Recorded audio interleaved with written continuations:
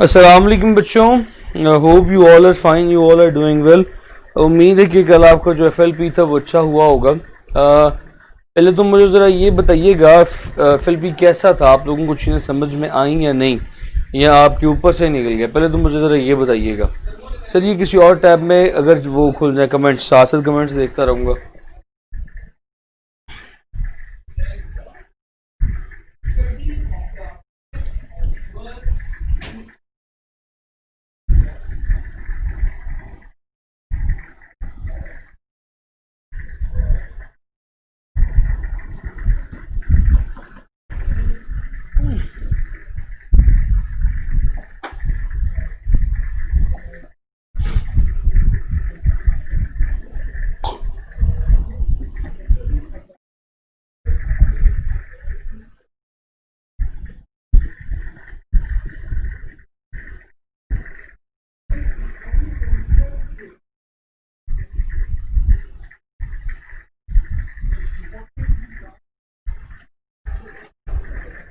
Okay हो गया।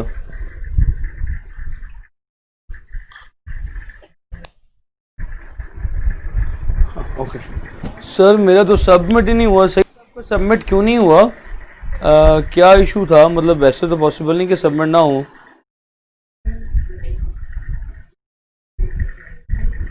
Sir profile मुझे हमजा DP कैसे लगाते हो तुम? मोमिन वालेकुम। अच्छा यार, चलें बच्चों, अब आप जरा डिस्कशन की तरफ आएँ। अब आप, मैं चाहता हूँ कि you should be attentive towards me, ताकि फिर मैं अपनी तरफ अपनी बात को आगे लेके चलूँ। तो वजह है मैं तरफ बात शुरू करूँ बच्चों? फटाफट से बताइएगा, बात शुरू करूँ? तो वजह है आप लोगों की?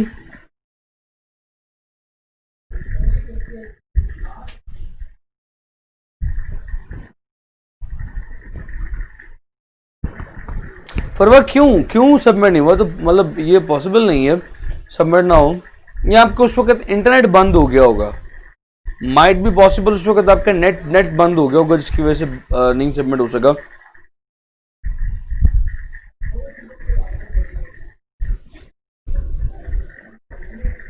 ले जी, बात को शुरू करते हैं। पहला सवाल है, a radius of sphere falling vertically is doubled, then its terminal velocity will become।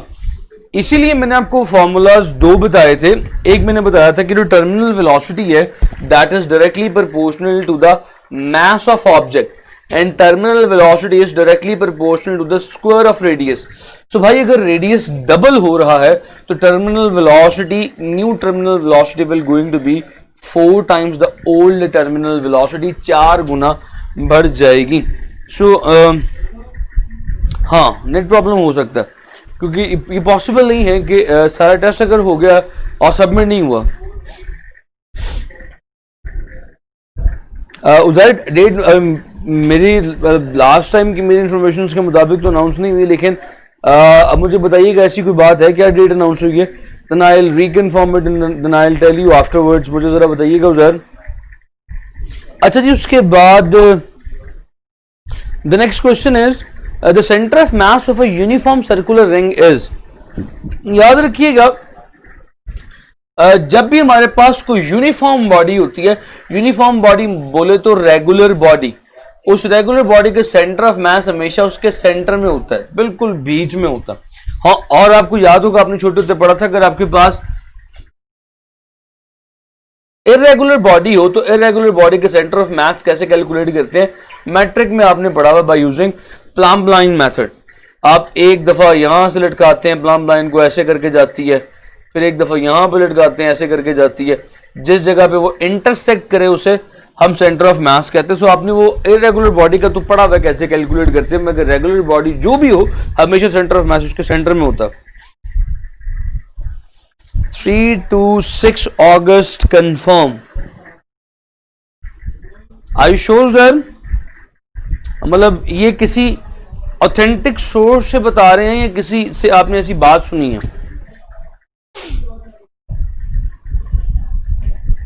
और उसके बाद आगे चलते हैं। The next third question is, a ball tied to the string is swung in horizontal circle, the tension in the string is maximum at। याद रखिएगा, horizontal circle की बात कर रहे हैं, यानी कि आप किसी चीज को पकड़ के ऐसे जो घुमा रहे हैं। अब जब भी कुछ चीज इस तरह हॉरिजॉन्टल सर्कल में घूमती है तो उस वक्त टेंशन सिर्फ और सिर्फ एक चीज होती है, वो क्या होती है? For example this is the horizontal circle, तो टेंशन भाईजान सिर्फ और सिर्फ एक ही चीज होगी, वो क्या होगी? Centrifugal force. हर पॉइंट पे जो टेंशन होगी that will be the centrifugal force, यानी वो फोर्स जो बॉडी को सर्कल से बाहर की तरफ खींचती है। It is the sister force of centripetal force mv square over r। So भाई सिर्फ टेंशन जो है वो कांस्टेंट, हॉरिजॉन्टल सर्कल में टेंशन जो है वो कांस्टेंट होती है, that is equal to mv square over r throughout. Okay, I'll check it Uzair और Asadullah, I'll check these dates और मोमिन सर जी वेबसाइट पे आई है। Okay, then you can say that we have almost less than 20 days, right? हमारे पास कितने दिन पड़े हैं? आज है जी तारीख हमारे पास 14, so we have got less than 20 days, so speed मारनी है जरा। सो भाईजान आगे चलिएगा, कहता है a man of mass 100 kilogram is standing in an elevator. The force on the man when elevator is going up with an acceleration of 4 meters per second would be। अब वो कहता है कि बड़ा आसान सा सवाल है, it is not a difficult question। कहता है a mass of 100 kilogram is standing in an elevator. Mass is given, force on a man when elevator is going up with an acceleration of 4 meters per second। अब आपने यहाँ पे force calculate करनी है, वो कौन सी कैलकुलेट करेंगे जरा देखिएगा। ये फोर्स देखिएगा जरा, मैं सर समझाता हूँ यहाँ पे। Suppose this is an elevator, इसमें खड़ा जो शख्स है उसका जो मास है दैट इज हाउ मच?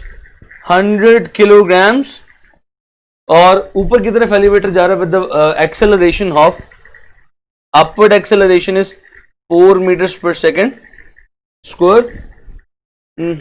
वो the force on the man when the elevator is going up, ठीक है।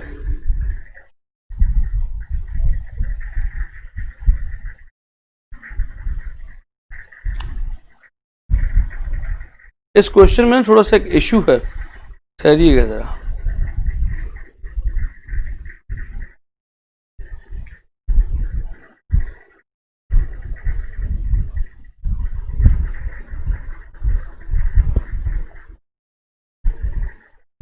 ये फोर्स इसकी आई गेस इन्होंने पूछा हुआ, इट्स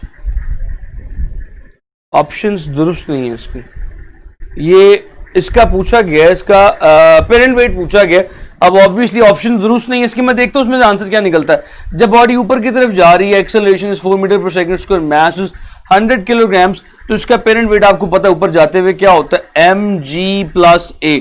सो असूली तौर पे तो लगना चाहिए फॉर्मूला ये वाला, 100 इंटू जी इज 9.8 प्लस 4, तो you will gate 100 into 13.8। So correct option is 18 Newton's. मगर ऑप्शन जो है, ओ यस, अच्छा बच्चों ये बड़ा जबरदस्त क्वेश्चन है। मैंने अब चीज देखी इसकी, जरा बच्चों सवाल तवज्जो के सुनिएगा, सारा कुछ जरा छोड़ दें, ये सारी डिस्कशन अपनी छोड़ दें, जी प्रोस्पेक्टस लेने, सारा कुछ जरा छोड़ दें, सवाल को जरा समझ लीजिए। ये कहता है कि जब ऊपर की तरफ जा रही है तो टेंशन ऊपर की फोर्स आ गई, नीचे की तरफ वेट लग रहा है, फोर्स पूछ रहा है कि बॉडी पे जो उस वक्त एलिवेटर के अंदर है, जो ऑब्जेक्ट एलिवेटर के अंदर है उस पे फोर्स कितनी लग रही है। सो भाई ये पूछ रहा है नेट फोर्स के बारे में। नेट फोर्स किसके इक्वल आएगी? That will be simply tension minus weight. So भाई टेंशन है 1380, वेट कितना है बॉडी का? Weight would be equals to W is equals to mg, 100 into 9.8 you will get 980। 980 को 1380 को 980 में से माइनस करें, 490 Newton is your answer. 400 Newton, तकरीबन ये 400 न्यूटन बनता है। यस, तकरीबन 400 न्यूटन बनता है, ये आपका आंसर है। अब अगर यहाँ पे 400 न्यूटन नहीं जवाब में लिखा हुआ तो 400 न्यूटन इसका करेक्ट ऑप्शन है। ऑप्शन इसकी दुरुस्त नहीं, इसलिए मैं थोड़ा सा परेशान हो रहा था। आगे चलिएगा। यस, 400 इसका आंसर था। इसमें से अगर टू करेक्ट ऑप्शन नहीं लगी हुई, 400 न्यूटन इसका आंसर था। नेट फोर्स उसने पूछी हुई है। क्वेश्चन था the force on the man when elevator is going upward. तो फोर्स पूछी हुई है, ना अपेरेंट वेट पूछा हुआ है, ना उसका रियल वेट पूछा हुआ है, नेट फोर्स पूछी हुई है। सो आगे चलिएगा जी। The dot product of angular momentum and linear momentum P is, एक एंगुलर मोमेंटम और लीनियर मोमेंटम का डॉट प्रोडक्ट क्या आएगा, पहले तो हमें पता होना चाहिए इन दोनों के दरमियान एंगल कितना है। जब भी कोई बॉडी सर्कुलर पाथ में मूव करती है तो मैंने बताया था कि उसकी वेलोसिटी अलोंग दैट टेंजेंट होती है, ये है उसकी वेलोसिटी v, और इसी डायरेक्शन में उसका लीनियर मोमेंटम होता है p। तो भाईजान लीनियर मोमेंटम की डायरेक्शन अलोंग टेंजेंट है, एंगुलर मोमेंटम बताया हुआ अलोंग एक्सिस ऑफ रोटेशन है। एक्सिस ऑफ रोटेशन बोले तो बाहर की तरफ।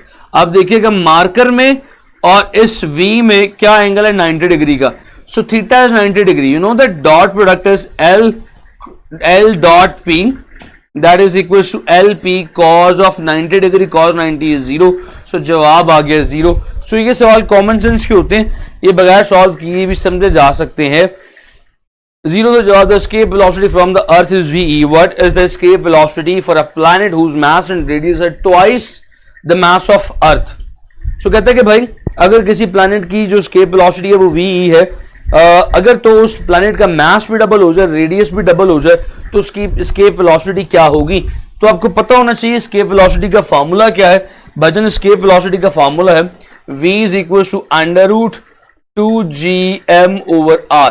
अब m को भी डबल करें, r को भी डबल करें, नई एस्केप वेलोसिटी के लिए 2g2m ओवर 2r, 2 से कैंसिल हो जाएगा। Escape velocity will remain same, वो पहले वाली ही आएगी। It will not change, escape velocity will not change if radius and mass they both are double. अगर दोनों डबल हो जाएंगे तो भाई सेम रहेगी। फिर उसके बाद the direction of angular momentum r cross p is. अब आप लोगों ने चैप्टर नंबर 2 तो पढ़ लिया हुआ, डिटेल में पढ़ा हुआ, उसमें मैंने क्रॉस प्रोडक्ट भी पढ़ाया था और बताया था कि दो वेक्टर्स का जो क्रॉस प्रोडक्ट है वो दोनों वेक्टर्स के परपेंडिकुलर होता है। एग्जाम्पल देता हूं, क्रॉस प्रोडक्ट के पॉइंट ऑफ व्यू से एग्जांपल देता हूं कि भाई अगर आपके पास लिखा हो a cross b is equal to a b sine of theta n, यानी ये a है ये b है। a क्रॉस b की डायरेक्शन क्या होगी, तो आप कहते थे a से b की तरफ फिंगर्स को कर्ल करें, बाहर की तरफ a क्रॉस b की डायरेक्शन है, यानी a और b दोनों के परपेंडिकुलर। सो यहां पे r क्रॉस p की direction perpendicular to r and p होगी। तो ऑप्शन में देखिएगा, in the direction of r ना, in the direction of p ना, parallel to r cross p ना, perpendicular to r and p। ठीक है। A body falling freely is in a state of, जो बॉडी फ्री फॉल करती है वो किस स्टेट में होती है, increasing weight, decreasing weight, weightlessness में होती है। Microwaves are used in communication satellite because these microwaves क्यों इस्तेमाल होते हैं कम्युनिकेशन सैटेलाइट्स में, because they travel in narrow beam, they travel in a straight line, they pass easily through atmosphere. All of these ठीक है। क्यों microwave जो है, मैं आपको समझाता हूं। आपने चैप्टर नंबर 16 क्योंकि पढ़ ली है, अपनी बेसिक्स पढ़ ली हुई है। चैप्टर नंबर 16 में जहां पे AM, जब आप FEC करके AM जो आपकी एम्पलीट्यूड मॉड्यूलेशन और फ्रीक्वेंसी मॉड्यूलेशन है, वहां पे आपने पढ़ा था कि आमतौर पे जो टीवी सिग्नल्स हैं, मोबाइल सिग्नल्स हैं, they are travelled through radio waves. Radio waves के थ्रू ट्रेवल क्यों किए जाते हैं, क्योंकि ये डिफ्लेक्ट नहीं होती, इधर उधर डायफ्रैक्ट नहीं होती, यानी कि स्कैटरिंग इनकी कम है। एक बात याद रखिएगा, मैं यहां पे भी बताता हूं, चैप्टर नंबर 9 में भी बताऊंगा। स्कैटरिंग जो है is inversely proportional to the wavelength. Radio waves या माइक्रोवेव्स की वेवलेंथ बहुत ज्यादा होती है, वेवलेंथ ग्रेटर होती है, इनकी स्कैटरिंग बहुत कम होती है। लिहाजा ये स्कैटरिंग मतलब बिखरना, लिहाजा ये एक ही चीज में एक ही डायरेक्शन में ट्रेवल करती हैं, नैरो बीम में ट्रेवल करती हैं और ऑलमोस्ट हमारी एटमॉस्फेयर में से हर चीज में से गुजर जाती हैं, स्कैटर नहीं करती, बिखरती नहीं है। So all of this is the correct option. Sir travel in a straight line कैसे, ये लाइट की, चले मैं समझाता हूं। जो माइक्रोवेव्स हैं, they are the property of, ये it is a type of light, electromagnetic radiation है ना, लाइट की एक किस्म है। सो लाइट की प्रॉपर्टी है that they always travel in a straight line, हमेशा स्ट्रेट लाइन में ट्रेवल करती है। फॉर एग्जाम्पल अगर ये सोर्स है एंटीना, तो यहां से हर डायरेक्शन में निकल रही है, मगर एक अपनी ही लाइन में ट्रेवल कर रही है, अनटिल एंड अनलेस किसी से टकराए ना। जब टकराएगी तो डायफ्रैक्ट हो जाएगी, डायफ्रैक्शन इनकी पॉसिबल है मगर स्कैटरिंग पॉसिबल नहीं है। डायफ्रैक्शन स्कैटरिंग क्या होती है, वेट फॉर चैप्टर नंबर 9, वहां पर समझाऊंगा चैप्टर नंबर 9 10 में। A woman of 50 kg is standing in an elevator. Suddenly, the cable of elevator breaks and the elevator begins to fall freely. The force exerted by the floor on the elevator of the woman is, भाई free fall कर रहा है तो चुप करके zero लगा दो। Apartment apparent लिखना था, अपार्टमेंट लिख दिया। The apparent weight of person of mass m in elevator is 2 mg, the elevator is moving. हाँ अब देखिएगा ये सवाल थोड़ा टेक्निकल है, इसको सर समझने की जरूरत है। कहता है अपेरेंट वेट जो है एक आदमी का जो एलिवेटर में मौजूद है वो 2 mg के, असल वेट 2 mg होता है, उसका अपेरेंट वेट 2 mg mg से ग्रेटर है।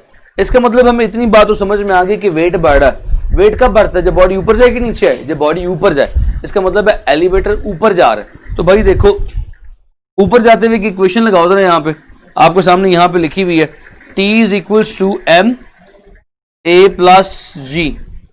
अब ये जो है that is equals to 2g, 2 mg is equals to m g plus a, m से काट दो, ये हो जाएगा 2g is equals to g plus a, ये तो जाके माइनस हो गया 2g minus g is equals to a।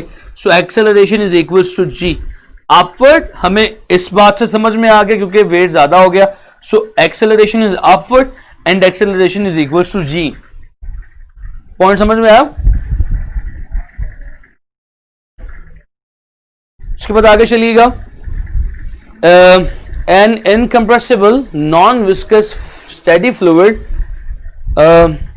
through a cylindrical pipe which has a radius 2r at a point A and radius r at a point B farther along the flow direction.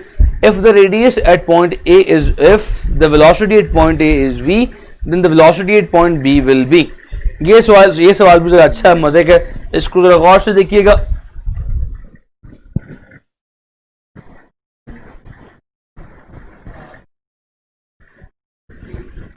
कहता है कि आपके पास एक non uniform cross section ले दिएगा pipe है, एक जगह से उसका रेडियस शुरू में जो है वो 2r है, रेडियस जो है दैट इज, रेडियस की बात कर रहे हैं, जो रेडियस है ये वाला पाइप का दैट इज 2r। थोड़ा सा आगे जाने के बाद ये रेडियस हो जाता है r, यानी रेडियस हाफ हो गया। अब वो कहते हैं यहाँ पे लेट्स से अगर वेलोसिटी v है तो यहाँ पे वेलोसिटी क्या होगी, यहाँ पे अब क्या लगाएंगे, now here you will apply the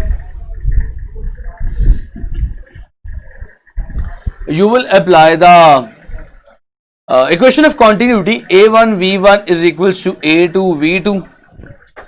so भाईजान अब हमारे पास a1 v1 तो नहीं है, हमारे पास r है, तो इसके लिए हो जाएगा पाई r1 स्क्वायर v कर लीजिए और यहाँ पे हो जाएगा पाई r2 स्क्वायर v डैश कर लीजिए, पाई r1 क्या है 2r का square, v is equals to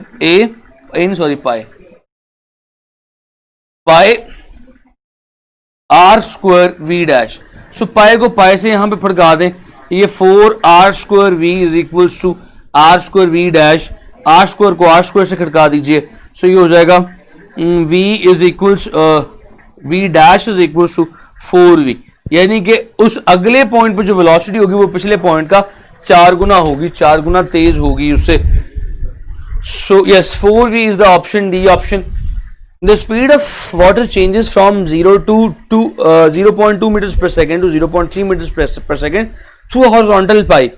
When it passes through the point A and B respectively, the difference of pressure A and B। ये सवाल भी बड़ा मजे का, वेंचुरीज रिलेशन से लिया गया ये सवाल है, आमतौर पे इसको बच्चे गलत किया करते हैं।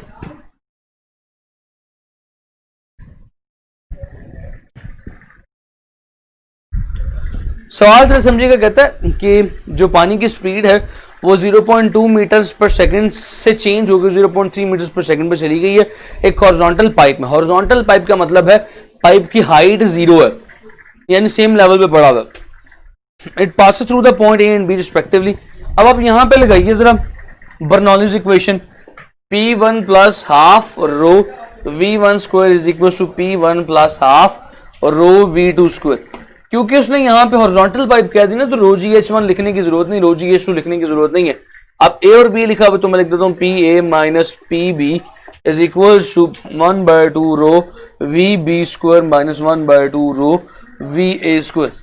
तो भाईजान यहां पे करना क्या है, P A minus P B करना calculate, is equal to 1/2 rho common ले लें, V B square minus V A square, V B 0.3 का स्क्वायर माइनस 0.2 का स्क्वायर, फॉर्मूला चुप करके पुट कर लें, और रो क्या है 1000 है, और यहाँ पे 0.3 का स्क्वायर माइनस 0.2 का स्क्वायर चुप करके वैल्यूज पुट करें और सॉल्व करें। 0.3 का स्क्वायर 0.09, 0.04, ये हो गया 500, ये आ जाएगा जी 25 न्यूटन्स पर मीटर स्क्वायर। ऑप्शंस में है 125 जी, ऑप्शन सी बनती है 25 न्यूटन पर मीटर स्क्वायर। ठीक है जी, यहां तक किसी का कोई सवाल है तो पूछिए।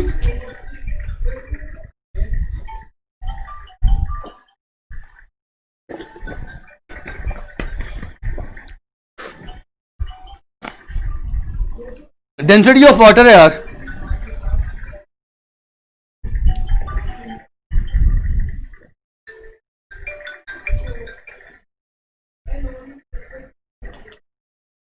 आगे चलिए। उसके बाद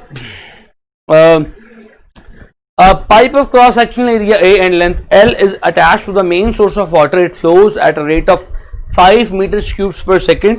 If the length of the pipe becomes L/2, then it flows its flow rate will become, देखिए मैंने बताया था for ideal fluid flow rate will become constant, और वैसे भी फ्लो रेट जो है वो एरिया और वेलोसिटी पे डिपेंड करती है। अगर करे तो A V is equal to V over T, flow rate will constant. अगर एरिया बढ़ाऊंगा वेलोसिटी कम, अगर एरिया कम करूंगा वेलोसिटी ज्यादा, इट विल रिमेन कांस्टेंट। यह हर सूरत में कांस्टेंट रहेगी, लेंथ पे डिपेंड नहीं करती। So flow rate will remain constant. अगर फ्लो रेट पहले 5 है, 5 ही 5 मीटर क्यूब पर सेकंड, तो वो बाद में भी 5 मीटर क्यूब पर सेकंड ही रहेगी। A wheel with radius r is equal to 1 meter long is rolling on a plane surface at what? बड़ा मजे का सवाल आ गया यार, ये अच्छा सवाल है। I like this question. A wheel with a radius r is equal to 1 meter is rolling on a plane surface. What will be the tangential distance covered by it if it is rolling down to complete its 3 revolution? अच्छा सवाल, I like this question. जरा सवाल को समझिएगा।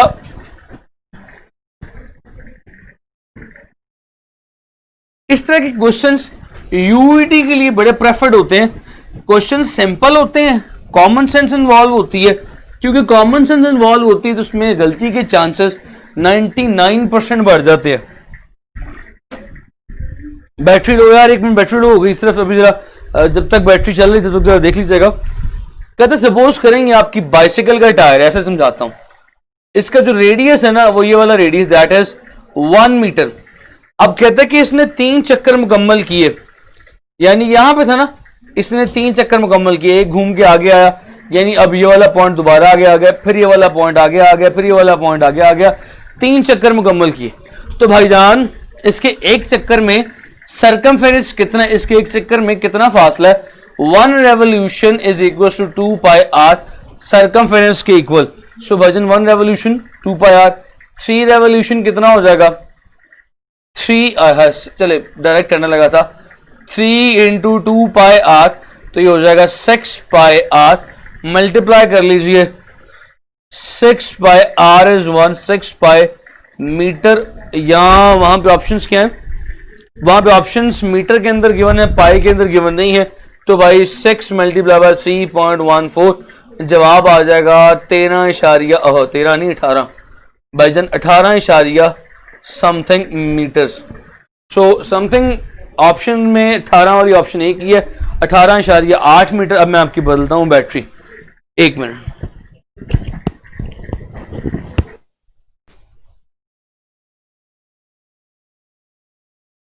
Now it is clear, I guess mic was off. दोबारा सवाल पढ़ता हूं, साथ ना मेरे यहां तक तो चीजें क्लियर होंगी। सवाल दोबारा पढ़ता हूं। सवाल है जी, 1000 kilograms car traveling with the velocity of 144 kilometers per hour around a curve of radius 100 meter. Find the necessary centripetal force centripetal acceleration, sorry. So भाई देखिएगा, वॉइस निश्ता मारा, वॉइस ओके नाउ, राइट। ले जी, सेंट्रीपिटल एक्सेलरेशन की बात कर रहा है तो वो मैं नहीं करवाऊंगा। A is equal to V square over R. भाईजान यहाँ पे जो वी स्क्वायर है ना, that is 144 kilometres per hour है। Just convert into metres per second, 144 into 1000 over 3600। So इसको कन्वर्ट करने के बाद फॉर्मूला आपके सामने लिख दिया, लगा के सॉल्व कर लेंगे। अब चलते हैं।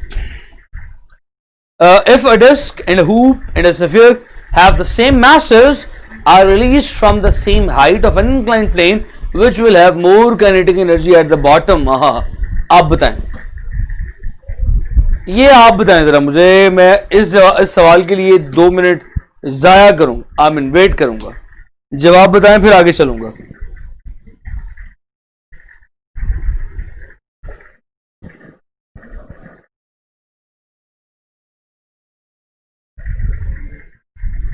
यस भाई,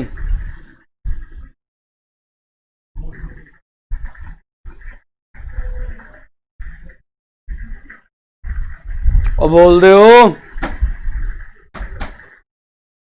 सफीर, सईद ने बोला सफीर, फरवा, अरमगान, असदुल्ला, उस्मान, अहमद, उस्मान 2, उस्मान दूसरा। बाकी भी जरा जवाब दें जल्दी से।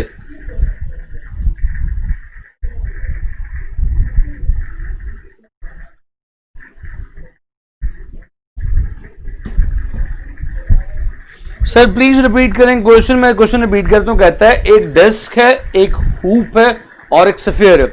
एक इनक्लाइन से छोड़े गए हैं नीचे की तरफ, इनका मास सेम है, तो नीचे पहुंचते हुए किसकी काइनेटिक एनर्जी ग्रेटर होगी, या यूं समझ लीजिए किसकी वेलोसिटी ग्रेटर होगी, कौन तेज होगा? क्योंकि मास तो सेम है, काइनेटिक एनर्जी फिर वेलोसिटी पे डिपेंड करेगी। स्फीयर स्फीयर स्फीयर, मोइज ने भी स्फीयर, उजैर ने भी स्फीयर, अरबाज ने भी स्फीयर, हैदर ने भी स्फीयर। शाबाश। Can I ask you why you people are giving the answer of sphere? Why not disk? Because I have told you, क्योंकि मैं आपको बता चुका था कि भाईजान I is inversely proportional to the omega। अब जिस केस में भाईजान I की वैल्यू कम होगी, ओमेगा की वैल्यू ग्रेटर होगी। I for disk is 1/2 mr square, I for hoop is mr square, and I for sphere is 2/5 mr square। सबसे कम है स्फीयर के लिए, तो वेलोसिटी सबसे ज्यादा होगी स्फीयर की। That's why sphere will reach the bottom earlier. ठीक है जी, बात आगे लेके चलते हैं। क्या हो गया?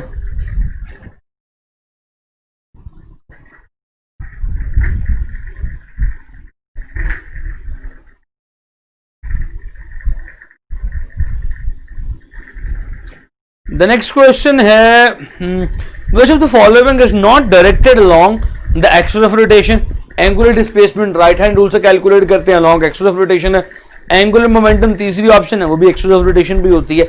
एंगुलर एक्सेलरेशन भी एक्सिस ऑफ रोटेशन भी होती है। तो भाईजान जो एक्सिस ऑफ रोटेशन पे नहीं होती दैट इज सेंट्रीपिटल एक्सेलरेशन, क्योंकि बताया था सेंट्रीपिटल एक्सेलरेशन को रेडियल एक्सेलरेशन भी कहते हैं। Centripetal acceleration is directed along the radius, ये इस तरफ अंदर की तरफ होती है, डायरेक्टेड अलोंग द रेडियस। एक मिनट, हमजा के 2 कमेंट्स आ गए। हमजा कहते हैं जी सर बीएस इन फिजिक्स करने के बाद हम क्या कर सकते हैं? बड़ा अच्छा क्वेश्चन है, चलें मैं इसका जवाब देता हूँ। प्लीज बता दें सर, बीएस के बाद भी, मैथ्स के बाद भी बता दें। चलें हैदर हमजा मुझे याद करवाइएगा, मैं बस एमसीक्यूज करवा लूँ, इसके बाद करवाता हूँ। आपके पास बेपना ऑप्शन है, बस मुझे सिर्फ 2 मिनट बल्कि 10 मिनट देते हैं ताकि मैं अपनी बात खत्म कर लूँ, फिर उसके बाद आपके इन दोनों पॉइंट्स का जवाब मैं दूंगा, खुल के इजी होकर दूंगा। If frequency is kept constant then the artificial gravity, आय हाय हाय हाय हाय, ये सवाल का भी जवाब, पहले सारे जवाब इसका दो। ये जफीर, अबू बकर, अब्दुल्ला, अनवरान, हैदर, फरवा, उस्मान, असदुल्ला, हिजबुल्ला, सारे हैदर, सारे आ जाओ। सवाल के जरा सुनो गौर से। If the frequency is kept constant then the artificial gravity in the satellite is increased by, तो ऑप्शंस में increase the radius of satellite, decrease the mass of satellite, spinning it around its axis, increase the mass of satellite. हाँ भैया अब क्या करें? सो देखो यार, आप लोगों ने जब तक जवाब देना जवाब दो, मैं साथ साथ को समझाता हूं करना कैसे। हम जानते हैं कि जब किसी भी सैटेलाइट को आर्टिफिशियल ग्रेविटी प्रोवाइड की जाती है तो फॉर्मूला लगता है F is equals to 1/2π√G/R, ऐसे ही है। और शाबाश, सो ये फ्रीक्वेंसी है, ये G है, at a constant frequency G बढ़ाना है भाईजान, G आर्टिफिशियल ग्रेविटी है। फॉर्मूला थोड़ा चेंज करो, F² is equal to 1/4π² G को एक तरफ रखो, बाकी तमाम चीजें दूसरी तरफ ले जाओ। G is equal to F² R over नहीं, सारा कुछ ही साथ आ जाएगा, 4π²। अब वो कहता है कि आपने क्या करना है, आर्टिफिशियल ग्रेविटी को बढ़ाना है। सो G को बढ़ाना है, सिंपल R को, रेडियस ऑफ सैटेलाइट को बढ़ाना शुरू कर दें। सो पहली ऑप्शन है increase the radius of satellite. शाबाश अबू बकर, सिर्फ हमजा और अबू बकर ने जवाब दी, बाकी सारे शरादे हैं। With increase in temperature, the viscosity of both gases and liquids will increase. ये भी बताया था कि वजन टेम्परेचर बढ़ता है तो गैस की वेलोसिटी बढ़ती है, लिक्विड्स की कम होती है। So gas increase, liquid decrease. C option. If a small sphere is led to free fall in a large quantity of still liquid of density smaller than the material of sphere, तो भाई at first its velocity will increase but soon approaches to a constant value. मैंने आपको बताया भाई ये terminal velocity का case है कि जब भी कोई चीज फ्री फॉल करती है तो शुरू में उसकी वेलोसिटी बढ़ती है, थोड़ी देर के बाद एक कांस्टेंट वैल्यू को पहुंच जाती है और कांस्टेंट वैल्यू की वेलोसिटी को टर्मिनल वेलोसिटी कहते हैं। तो यही बात है कि शुरू में वेलोसिटी बढ़ेगी, उसके बाद कांस्टेंट हो जाएगी। So at first it velocity will increase but soon approaches to a constant value. Zafir शाबाश, जफीर आप कब से क्लासेस ले रहे हैं? Because I have seen your name for the first time. और भाईजान वेलकम, और पार्टिसिपेट किया करें यहाँ साथ साथ क्लास में, अच्छी बात है। आपने मेरे कहने पे आज मेरी बात सुनी और कमेंट किया, तो I want you to participate in every question at least. अच्छे बच्चे यहाँ पे, आगे चलते हैं भाईजान।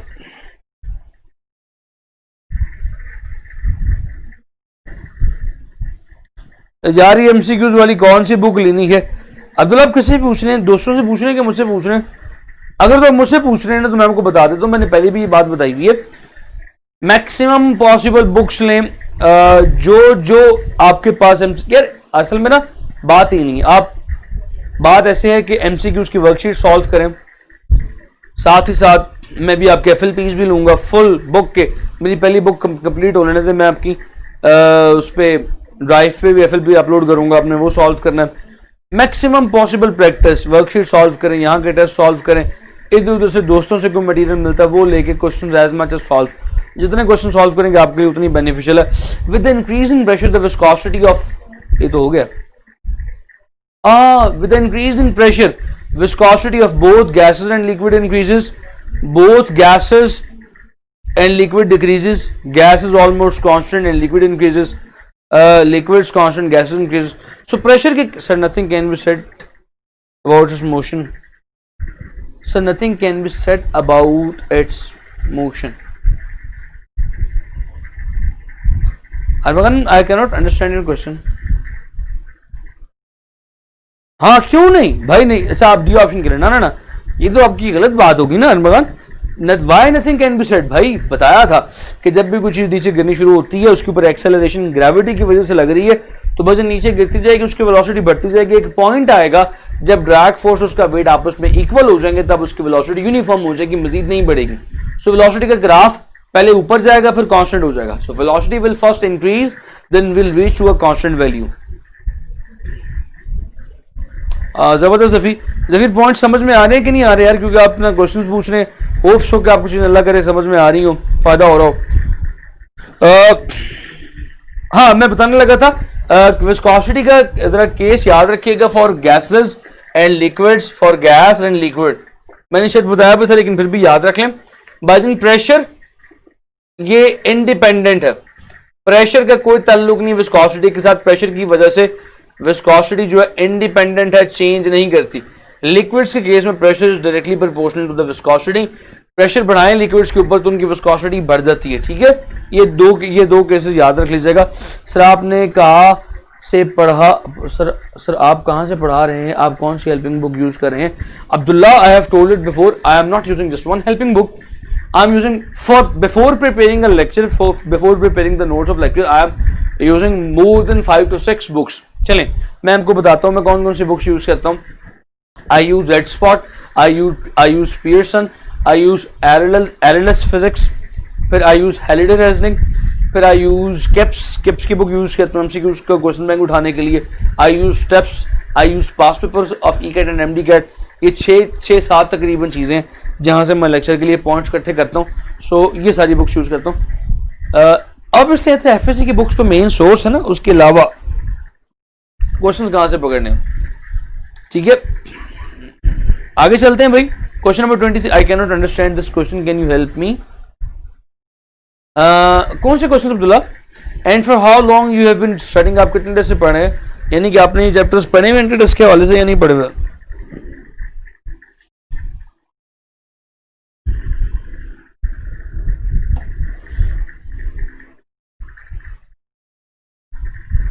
अब्दुल्ला साहब आपका पहला लेक्चर तो नहीं है, जरा ये बताइएगा।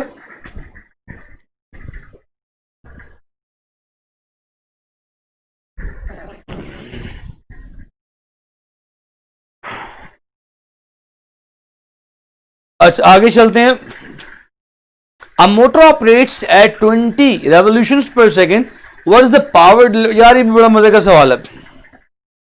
बस फिर फटकाई जाओ सवाल फटकाई जाओ, जहां पे प्रॉब्लम हो पूछ लो। कहते हैं कि motor operates at 20 revolutions per second. What is power delivered by it if supplying the torque of 75 newtons per meter? तो भाई अब बात आ गई है सर्कुलर पावर की, एंगुलर पावर की। यार ये तवज्जो के साथ सुनना। जिस तरह हमने बचपन में पढ़ा था, power can also be written as the dot product of force and velocity. Now circular motion के लिए फॉर्मूला को चेंज करो। Circular power can be written as force क्या होता है टॉर्क, वेलोसिटी क्या हो जाएगी एंगुलर वेलोसिटी। सो भाईजान टॉर्क गिवन है कितना? टॉर्क गिवन है 75 मल्टीप्लाई बाय ओमेगा कितने 20 रेवोल्यूशंस पर सेकेंड। रेवोल्यूशंस को आप कन्वर्ट कर लें रेडियंस में, सो इसको रेडियंस में कन्वर्ट कर लीजिए 20 रेवोल्यूशंस को। 75 मल्टीप्लाई बाय 2 रेवोल्यूशन, 20 का मतलब है एक रेवोल्यूशन में 2 पाई होते हैं, 20 में 20 मल्टीप्लाई बाय 2 पाई। सॉल्व करेंगे आपके पास जवाब आ जाएगा। तो देखिए ना तो 75 हो सकता है क्योंकि बड़ी चीजों को मल्टीप्लाई करना, ना तो 85 हो सकता है, ना तो 90 हो सकता है। कोई बड़ी वैल्यू होनी चाहिए, तो वो बड़ी वैल्यू 9.4 × 10⁻³ न्यूटन है। अब्दुल्ला इसलिए थोड़ी सी आपको प्रॉब्लम हो रही है, इंशाल्लाह सईद मैम की बात का जवाब देता हूँ। इंशाल्लाह आपको इंशाल्लाह नेक्स्ट लेक्चर में जब आप चैप्टर साथ साथ पढ़ेंगे ना, फिर चीजें सिंपल लगेंगी। हो सकता है कि आपको चैप्टर नंबर 8 में प्रॉब्लम हो, क्योंकि चैप्टर नंबर 8 जो है वो हम लोगों ने तकरीबन आधा पढ़ लिया है, तो उसमें थोड़ा सा हो सकता है आपको इशू हो। लेकिन चैप्टर नंबर 8 के बाद चीजें स्ट्रीमलाइन स्मूथ हो जाएंगी आपके लिए। आज क्योंकि टेस्ट का डिस्कशन चल रही है तो स्पीड जरा ज्यादा है, इसलिए हो सकता है आपको चीजें थोड़ी सी हिंडर कर रही हूँ, प्रॉब्लम कर रही हूँ। बाइजन प्रेशर से लिक्विड की विस्कोसिटी को इफेक्ट नहीं करती, ना करती है, गैस की नहीं करती। ये देखो जब आप किसी भी लिक्विड को कंप्रेस करेंगे ना, प्रेशर बढ़ाएंगे, particles will come close, there will be greater friction, friction बढ़ जाएगी, फ्रिक्शन की वजह से विस्कोसिटी भी बढ़ जाएगी। लिक्विड्स की विस्कोसिटी इंक्रीज होती है Hamza. The length of the second hand watch is 2 centimetre, the velocity हाय। फिर बड़ा मजे का सवाल आ गया, कहता है the length of the second hand of watch is 2 centimetre, the velocity vector of trip of the second hand in centimetres per second. हाय बड़ा मजे का सवाल है। देखो यार, कहता है कि घड़ी है, उस घड़ी का जो फॉर एग्जांपल ये घड़ी, उस घड़ी की जो सेकंडों वाली सुई है उसकी लेंथ 2 सेंटीमीटर है। कहते हैं जब ये एक चक्कर पूरा करेगी तो उसकी वेलोसिटी, लीनियर वेलोसिटी क्या होगी? बड़ा मजे का सवाल है। देखो यार, v is equal to R omega, आपको v कैलकुलेट करनी है ओमेगा। याद होगा जब मैंने चैप्टर नंबर 5 शुरू करवाया था तो मैंने वेलोसिटीज कैलकुलेट करवाई थी। बच्चे क्योंकि नए हैं तो फिर करवा देता हूं। Omega for second hand, omega S, सेकंडों वाली सुई की वेलोसिटी क्या होगी? अपना पूरा चक्कर कितनी देर में कंप्लीट करती है? पूरा चक्कर 60 सेकंड में कंप्लीट करती है। 60 पे डिवाइड कर दिए, कट गया, पाई बाय 30 आ गया। सो भाईजान v is equal to r कितना 2 सेंटीमीटर, 2 इंटू 10⁻⁻, 2 मीटर्स में कन्वर्ट कर लिया। Omega is pi by 30। So ये कट गया, ये पाई बाय 15 इंटू 10⁻⁻2 मीटर्स पर सेकेंड, लेकिन ऑप्शंस गिवन है सेंटीमीटर पर सेकेंड में, तो भाईजान ये सिंपल हो जाएगा पाई बाय 15 सेंटीमीटर्स पर सेकेंड। ठीक है, बात समझ में आती है? सिंपल। आगे तो मैं खड़ा हूं, बात कटा समझ में आनी है।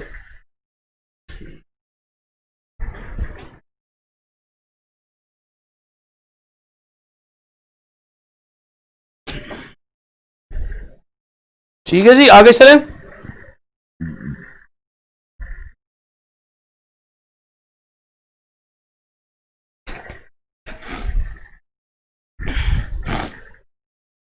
अगला सवाल है जी, the rotational kinetic energy of body of moment of inertia I, angular speed omega and angular momentum L can be expressed as. So भाई रोटेशनल काइनेटिक एनर्जी या रोटेशनल काइनेटिक एनर्जी का फॉर्मूला मैंने बताया था, क्या होता है?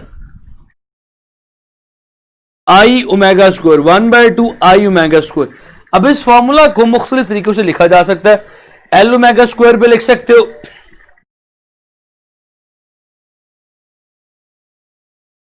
नहीं ए ऑप्शन नहीं है इसकी, ए ऑप्शन ना गलत लिखी गई है। ए ऑप्शन लिखनी थी आई ओमेगा स्क्वायर। अगर आप देखो तो यहां पे गलत लिखा गया, ए ऑप्शन लिखनी थी आई ओमेगा स्क्वायर, और बी ऑप्शन एल ओमेगा लिखनी थी, C option L square over 2 I लिखनी थी, और डी ऑप्शन एल लिखनी थी। तो ऑल ऑप्शंस बनती थी, इन्होंने गलत कर दिया, पहली ऑप्शन को एल ओमेगा स्क्वायर लिख दिया, जो that is naught L omega square. ठीक है, that is I omega square. All option बनती थी। As the particle moves in a circle of radius r in half the time period, the particle moves in a circle of radius r in half the period of revolution, the displacement and distance covered। भाईजान ये मेरा favourite सवाल है, ये सवाल तकरीबन मैं हर test में दिए जा रहा हूं अभी तक। कहते हैं कि हाफ रेवोल्यूशन में, हाफ टाइम पीरियड में अगर बॉडी सर्कुलर पाथ में मूव कर रही है तो हाफ सर्कल में, ये मजे की बात है कि हर सवाल, ये सवाल हर टेस्ट में देता हूं और हर टेस्ट पे बच्चे इसको गलत करते हैं सवाब की तरह। तो भाईजान देखें, एक बॉडी सर्कुलर पाथ में मूव कर रही है तो हाफ टाइम पीरियड के बाद उसने कितना फासला तय करना है? Half circle. हाफ सर्कल का फासला कितना होगा भाई? पूरे सर्कल का 2 पाई आर है, हाफ का कितना होगा डिस्टेंस? Pi R. और डिस्प्लेसमेंट कितना होगा यहां से यहां तक? ये आर और ये आर, तो टोटल 2 आर। सो भाईजान distance pi R, displacement 2 R, बस डी ऑप्शन बनती है। ठीक है, viscosity is the property of, भाई सॉलिड्स में तो विस्कोसिटी होती नहीं, लिक्विड्स में होती है। सॉलिड और लिक्विड, सॉलिड में नहीं होती, तो सी ऑप्शन भी नहीं है। D option liquids and gases. वैसे भी बताया था कि चैप्टर नंबर 6 जो है that is on fluid dynamics. So fluid, anything which can flow is fluid. और वहां भी मैंने जुमला बोला था कि भाई लिक्विड्स भी फ्लूइड होते हैं और गैसेस भी फ्लूइड होती हैं। When a liquid passes through the constructed part of pipe, constructed बोले तो छोटा हिस्सा, कम एरिया वाला हिस्सा। कहता है कि जब कोई भी फ्लूइड कंस्ट्रक्टेड किसी भी पाइप के छोटे से हिस्से में से गुजरता है तो क्या होता है? इट्स वेलोसिटी इंक्रीजेस, एरिया कम, वेलोसिटी बढ़ेगी। जब वेलोसिटी बढ़ेगी तो प्रेशर कम हो जाएगा। सो भाई ऑप्शन है D option, velocity increase pressure decrease. Last नहीं, सेकंड लास्ट क्वेश्चन है, which of the following shows the correct graph between mass and weight। देखो यार, mass और weight में फर्क क्या है? mass और weight में फर्क ये है, W is equals to mg। Math वाले हो पता होना चाहिए कि भाईजान वेट क्या है, mass के साथ एक फैक्टर मल्टीप्लाई हो रहा है। तो भाईजान can I say that W is directly proportional to m। तो भाईजान इनका ग्राफ कैसा होना चाहिए? डायरेक्टली प्रोपोर्शनल वाला। डायरेक्टली प्रोपोर्शनल बोले तो स्ट्रेट लाइन। सो सी ऑप्शन बनती है। अरबा सर गैसेस में विस्कोसिटी कैसी होती है बताया था। गैसेस में विस्कोसिटी 2 तरह से होती है, चलिए समझाता हूं। हमारे पास जो गैसेस हैं, केएमटी आपने पढ़ी हुई, kinetic molecular theory, chapter number 11 में, वहां पे आपने पढ़ा था कि ideally there is no attraction और repulsion between the gas molecules, but it is not in the case, right. हमारे पास ऐसा नहीं होता। आपको उसकी एग्जांपल भी दूंगा, रियल लाइफ एग्जांपल भी दूंगा। हमारे पास ऐसा नहीं होता। हमारे पास ऐसा क्यों नहीं होता? Because gases are not real. Gases के दरमियान अट्रैक्शन भी होती है, रिपल्शन भी होती है। And when the gas molecules collide with each other, that also produces friction. वो भी फ्रिक्शन प्रोड्यूस करते हैं। तो वो फ्रिक्शन सारी की सारी क्या कहलाती है? विस्कोसिटी कहलाती है। इसकी बेहतरीन एग्जांपल ये है, just blow a air on your hand, you will see the friction on your hand. वो फ्रिक्शन किस वजह से है? वो विस्कोसिटी की वजह से ही है। विस्कोसिटी की वजह से ही है। पॉइंट समझ रहे हो? आखिरी सवाल, the disc of mass m and radius r is rolling with an angular speed omega on a horizontal plane has shown the magnitude of angular momentum of the disk about its origin। देखो यार, angular momentum क्या होता है? मैंने बताया था, angular momentum होता है, डिस्क है ना, एंगुलर मोमेंटम होता है आई ओमेगा। अब डिस्क के लिए आई की वैल्यू क्या है? 1/2 m r square omega. 1/2 m r square omega बोले तो जवाब है आपका अरबाज। ठीक है,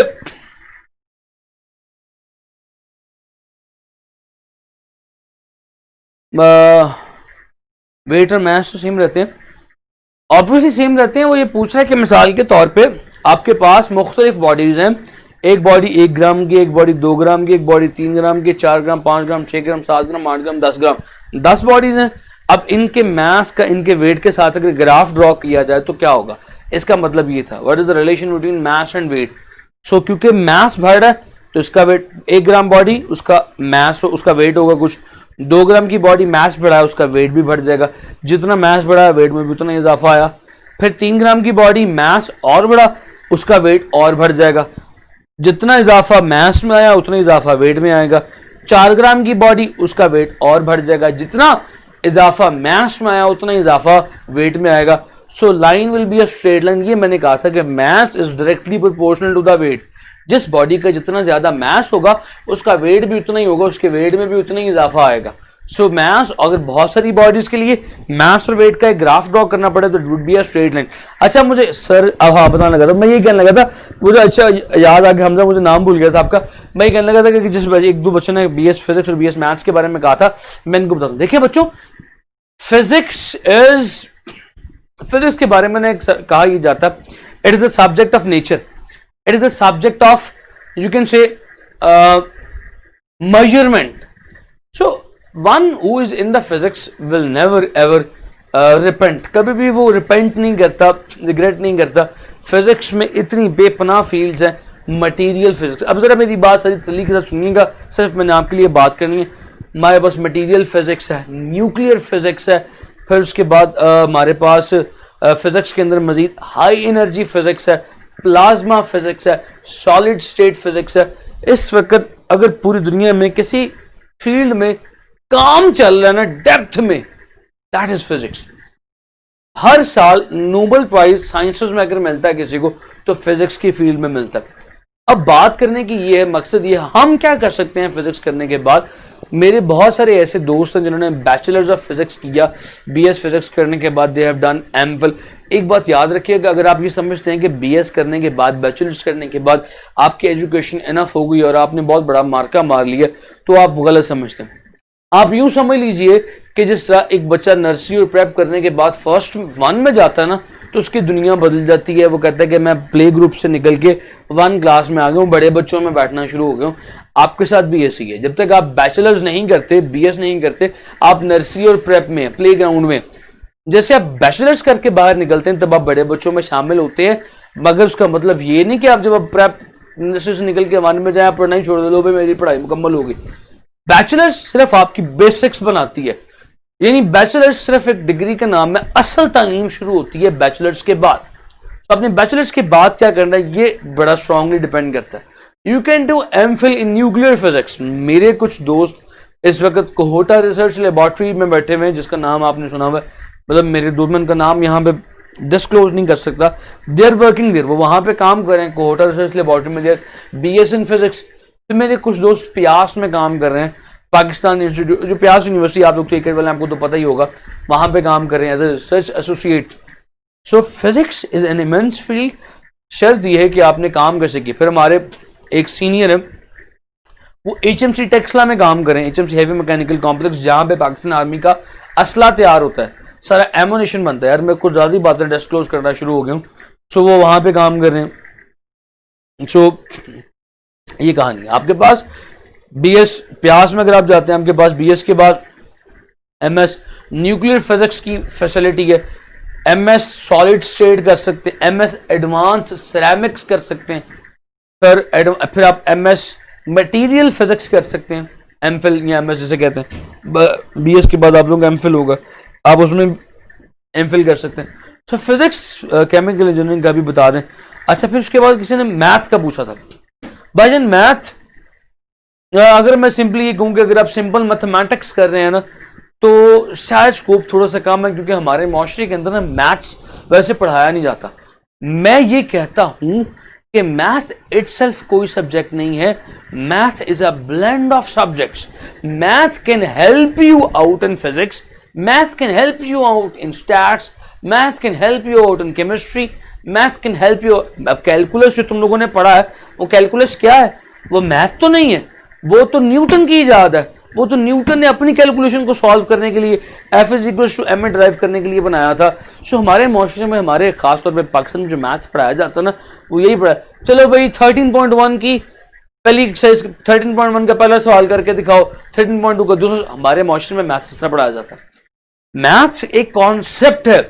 मैथ हमें चीजों को हल कर, एक्सरसाइज को नहीं कह रहा, चीजों को हल करने में मदद देता है। मैं अपने बच्चों को ये रिकमेंड किया करता हूं, if you want to study maths for the further, do not study math in your bachelors, do bachelors in physics, do bachelors in something related to mathematics. Physics में आप कर लें, फिर उसके बाद फिजिक्स के साथ आप मैथ्स रखें, फिर उसके बाद जब आप आगे जाएंगे तो फिर मैथमेटिक्स में कुछ स्पेशलाइजेशन कर लें। उसमें तरीका ये पॉइंट समझ रहे हैं? In short, if you math अकेली एक फील्ड नहीं है, if you will do something higher in mathematics, you have to go with some field। आपको मैथ का यूज कहां पे करेंगे? मैथ के लिए, आप मैथ का इस्तेमाल के लिए आपको किसी फील्ड के साथ ब्लेंड होना पड़ेगा। फिजिक्स में ब्लेंड होना पड़ेगा, केमिस्ट्री में ब्लेंड होना पड़ेगा, कंप्यूटर साइंस में ब्लेंड होना पड़ेगा। सो आपको कहीं ना कहीं पे ब्लेंड होना पड़ेगा। फिर उसके बाद केमिकल इंजीनियरिंग का भी बता दें। केमिकल इंजीनियरिंग बहुत वास्ट फील्ड है। इस वक्त केमिकल इंजीनियरिंग के ऊपर बहुत ज्यादा काम हो रहा है इंडस्ट्री लेवल पे। पॉलीमर इंजीनियरिंग केमिकल की सब फील्ड है। पॉलीमर UAT भी करवा रही। इंडस्ट्रियल में केमिकल का किसी हद तक हाथ है। मिसाल के तौर पे हमारे एक दोस्त है, वो फातिमा फर्टिलाइजर्स का नाम सुना होगा, उसमें लगे हुए थे। वो वहाँ के क्वालिटी मैनेजर थे, हालांकि केमिकल्स के थे। वो जो फर्टिलाइजर का पैक तैयार होकर आता था, फर्टिलाइजर बोले तो खाद, उसकी टेस्टिंग करते थे कि ये पास है कि ये फेल है। फिर उसके बाद उसे आगे भेजते थे। ओ यार ठहर जाओ, ऐसा ऐसा मुझे परेशान ना करो, मैं डर गया हूँ इतना सवाल देख के, ऐसा ऐसा बताता हूँ। फिर वो उसे आगे भेजते थे। सो केमिकल में जब आप जाएंगे तो प्रेफर कीजिए केमिकल BS में ना कीजिए, केमिकल इंजीनियरिंग कीजिए। क्योंकि जब आप BS केमिस्ट्री करते हैं ना, तब आपके पास थोड़े से वसाइल तंग हो जाते हैं प्रोफेशनल फील्ड के लिए। BS करने के बाद आप सिर्फ एक हद तक रह जाते हैं रिसर्च के लिए, यानी for further studies. Professionally for the job point of view थोड़ी सी आपकी, केमिकल के हवाले से कह रहा हूं, थोड़ी सी आपकी विड्थ कम हो जाती है। यानी इंडस्ट्रीज के अंदर जो बंदा BS केमिस्ट्री का, उससे ज्यादा प्रेफर किया जाता है केमिकल इंजीनियर। हाँ, if you are chemical engineer you can do afterwards MS chemistry, आप तब भी कर सकते हैं। तो फिर उसके बाद एक बेटी, हाँ फरवा सर, गर्ल्स के लिए भी बता दे कुछ। बेटी गर्ल्स के लिए मैं आपको बताऊं, जो फील्ड मैंने की है ना, my field is metallurgical and materials engineering. It is the toughest field. We have to do welding. हमें वेल्डिंग, हमारे 3 वेल्डिंग के कोर्स है, हमें वेल्डिंग करनी पड़ती है। हमें पॉलिशिंग, हमारा तो बहुत टफ काम है, हाथ से करने वाला, यानी जान मारने वाला, रगड़ाई के काम थे हमारे। यानी इसको कहते हैं ना कि स्किल्स इन हैंड्स, वो वाला काम था हमारा। हमने हाथों से एक्सरे मशीन पे काम किया, हमने इलेक्ट्रॉन माइक्रोस्कोप पे काम किया, CM पे, TEM पे काम किया। खैर वो छोड़, इवन हमारी फील्ड में भी 2 लड़कियां मौजूद थी। तो अगर तो यूट्यूब पे लेक्चर जा रहा तो शायद ये बात सुन लें। वो हमारी फील्ड में, हमारी क्लास में भी 2 लड़कियां खवातीन मौजूद थी। मुझे कुछ दिन पहले इतला मिली कि one is in Pindi job कर रही है और वन इज इन कोरिया, वो आगे फर्दर स्टडी के लिए गई हुई है। तो बेटी एक बात याद रखिएगा, मैं फरवा आपको एक बात बता दूं, बड़े भाई की एडवाइस सुनिएगा। If your parents are willing कि आप आगे पढ़ें, तो मेरी छोटी बहन, मेरी बेटी, मेरी एक बात पल्ले बांध ले, जिंदगी भर तेरे काम आएगी, जब जब तू ये बात याद करेगी तेरे काम आएगी तुझे। अगर तो घर वाले विलिंग हैं कि आप आगे पढ़ें तो मेरा पुत्र जो आपका इंटरेस्ट है वो ज़रूर करें, उसके पीछे भागें। अगर आपने सिर्फ ये ठान दिया ना कि यार बस जो इंजीनियरिंग हो गई ना तो बस ठीक है, मैं इंजीनियरिंग में एडमिशन ले लूँगी तो बस ठीक है, आपने कुछ डिसाइड नहीं किया, then you will not be successful. मैं सारे बच्चों से कह रहा हूँ ये ज़हन में रख ले। और इंजीनियरिंग में एडमिशन होगा ना बस ठीक है यार, काफ़ी है। You have not even decided कि भाई किस इंजीनियरिंग में एडमिशन लेना है, हमें पता ही नहीं है। अभी से डिसाइड करें कि आपने क्या करना है, फिर उसके लिए कोशिश करें। बाज़ औक़ात 90% बच्चे इस लेवल पे डिसाइड, आप लोग भी डिसाइडेड नहीं होंगे कि आपने करना क्या है, किस इंजीनियरिंग में। यार बस इंजीनियरिंग यूआईटी में एडमिशन होना चाहिए, जिस मर्जी इंजीनियरिंग में हो जाए, ये इंतहाई गलत अप्रोच है। चले मान लिए कि आप अभी भी इस वक्त स्टेज में, लेकिन उसके बाद एटलीस्ट जब एडमिशन हो जाए तब उस फील्ड को गोल के पी ले। याद रखें, स्किल इज एवरीथिंग। आपका स्किल कितना, आपका नॉलेज कितना, ये सबसे अहम चीज है। मैं यूनिवर्सिटी लाइफ के लिए आपको एक टिप दे रहा हूं। इंशाल्लाह you are about to be entering in university life कुछ देर में। तो भाईजान ये बात याद रखिएगा कि अपने जीपीए को 3.5 से नीचे ना गिरने दीजिएगा, और जितना स्किल आप लर्न करेंगे ना वो स्किल आपके काम आएगा। फरवा बेटी, if you have interest in physics, choose something related to physics. If you have interest in chemistry, choose something related to chemistry. Polymer engineering में घुस जाएं, केमिकल इंजीनियरिंग में घुस जाएं, इंडस्ट्रियल में घुस जाएं, मैन्युफैक्चरिंग में घुस जाएं, तो choose something related to chemistry. If you do not have interest in physics or chemistry, then do not do it. Do something related to arts. Arts की तरफ चली जाए, वहां पे कुछ कर लें। लेकिन मैं आपसे कहूंगा कि do whatever you are interested in, because अभी डिसाइड करेंगे तो आपको अपना करियर सेट करने में आसानी होगी। आप मुझे ये बताएं आपका इंटरेस्ट क्या, फिर मैं आपको बताऊंगा आप क्या क्या कर सकती हैं। फिर आप अपना इंटरेस्ट खंगालिएगा, खोलिएगा। फिर उसके बाद अब्दुल्ला सर, साइबर सिक्योरिटी का इंटरेस्ट तो होगा एयर यूनिवर्सिटी का। जी बेटा होगा, सारे होंगे, वो उनका नॉर्मल टेस्ट होता है जिस तरह सारे नाम होते हैं, कुछ स्पेशल नहीं होता। सर ये कह रहे रेमडी गाइड का टेस्ट हो गया, गवर्नमेंट ने बाकी कैंसिल कर दिए हैं न्यू। ना ना ना, किसने कहा आपको? आपको गलत फहमी हुई है। प्राइवेट यूनिवर्सिटीज वाले अपने टेस्ट लेंगी, वो अपना टेस्ट अगर कैंसिल कर देंगे ना तो अपना मेरिट किस तरह बनाएंगे। सर सॉफ्टवेयर और BSc का क्या स्कोप है? मोमिन एक जुमला आप सारे याद रख लें, एक जुमला बड़ा कीमती जुमला है वाला, याद रखिएगा। कानों को खोल अल्लाह पाके ये मेरा जुमला बाअसर बनाए, आपके कानों तक जाए। याद रखिएगा, स्कोप किसी फील्ड का नहीं होता, स्कोप इंसान के खुद का होता है। आई have seen people who have done medical. मेरे एक दोस्त हैं, उन्होंने मेडिकल किया यार, थोड़ा सा उन्होंने मेडिकल MBBS किया। किंग एट, मैं सही बात बता रहा हूँ, हमारे मोहल्ले में रहते हैं, तारिक नाम है उनका, पहले क्लिनिक था। अगर सुन लेना यूट्यूब से चला ना जाए किसी लेक्चर, तो भाई उन्होंने MBBS के किंग एडवर्ड से, now he is a jobless person. उन्होंने अपना क्लिनिक रन किया थोड़ी देर, he was not successful because King Edward, भाई किंग एडवर्ड का मेडिकल है, MBBS है, he is not successful even then. तो भाईजान स्कोप जो है वो आपका अपने।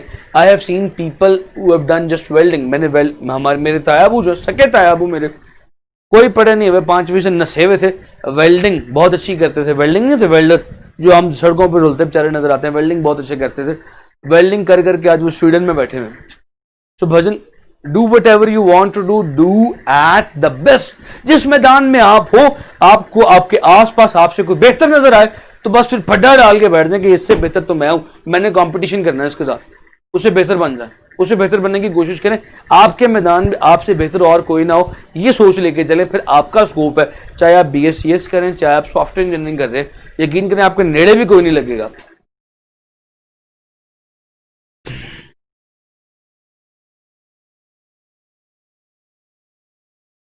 उस्मान टाइम बहुत हो गया इलेक्ट्रिकल का, इंशाल्लाह कल थोड़ा सा बताऊंगा।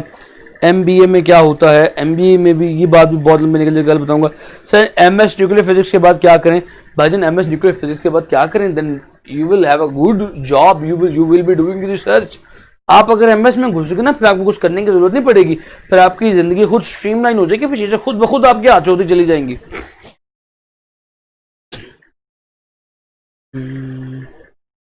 Sir Farwa, what do you like the most?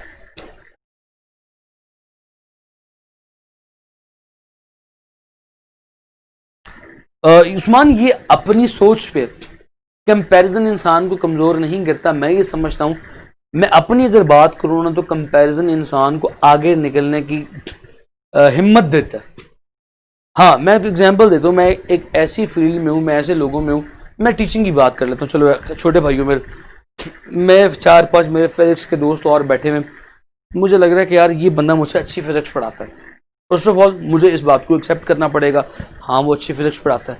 फिर मैं कहूँगा यार ये मुझसे अच्छी फिजिक्स कैसे पढ़ा लेता, मतलब मैं इतनी देर से पढ़ा रहा हूँ तो मैं इसे अच्छी क्यों नहीं पढ़ा सकता, ये इसमें ऐसा क्या खास है कि ये मुझसे अच्छी पढ़ा रहा है, मुझ में ऐसी क्या कमी अल्लाह की कि मैं इसे अच्छी नहीं पढ़ा सकता। फिर मैं उस कमी पे फोकस करने की कोशिश करूंगा, मुझे कमी मिलेगी मेरी, फिर मैं उस कमी पे काम करूंगा, then I will be one day I will be the best. So अपने आप को बेस्ट बनाने के लिए कंपैरिजन जरूरी है। जब आप कंपैरिजन छोड़ देंगे ना तब आप स्टैग्नेटिक हो जाएंगे। स्टैग्नेटिक बोले तो वो तालाब के मेंढक बन जाएंगे, यार ठीक है वो अच्छा है ना, बस ठीक है अच्छा है, मैं अपनी जगह ठीक हूँ, मैं खुश हूँ, बस ठीक। इससे फिर आप तरक्की नहीं कर सकते। जिशान, कुछ नहीं कहा जा सकता क्योंकि जिस तरह अब आप लोगों का मैरिड बनना है ना, मैरिड वेटेज भी चेंज हुई है, पॉलिसी भी चेंज हुई है, प्लस सेकेंडरी के एग्जाम भी नहीं हुए, सो एवरीथिंग इज अनसर्टन। लेकिन जी यहाँ पे मुझे इजाज़त दें, थैंक यू सो मच, अल्लाह हाफिज़, अपना ख्याल रखिएगा, इंशाल्लाह कल मिलेंगे। और जाने से पहले मैंने आपका टेस्ट नहीं रखा हुआ, कल से टेस्ट होगा। कल आपका ना मैं शायद 15-20 मिनट एक्स्ट्रा लिया करूँगा क्योंकि हमारे पास टाइम कम है, काम ज़्यादा है। तो 1:50 1:40 तक हमारी बात जाया करेगी, 1:55 तक बात जाया करेगी। तैयार होकर बैठिएगा, और अगर आपने बीच में कहीं उठना हो तो उठ जाइएगा, और बाद में लेक्चर दोबारा सुन लीजिएगा। लेकिन आपने लेक्चर छोड़ना नहीं, कल से मैं आपके 20-25 मिनट एक्स्ट्रा लूँगा, ठीक है जी, for every day. Thank you so much, अल्लाह हाफिज़।